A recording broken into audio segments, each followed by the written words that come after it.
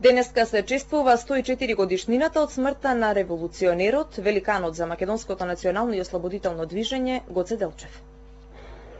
Чествување во чест на 104 годишнината од смртта на револуционерот, великанот за македонското национално и ослободително движење Гоце Делчев. Загина на 4 мај 1903 година во борба со турскиот аскер во серското село Баница, само неколку месеци пред почетокот на славниот Илинден. Според повеќе историчари, смртта на Делчев се должи на предавство, но се уште постојат дилеми околу името на предавникот. По убиството Гоце Делчев бил погребан на селските гробишти во Баница, а подоцна неговите коски 25 години биле чувани во Бугарија. Во октомври 1946 година пренесени и погребани во црквата Свети Спас во Скопје.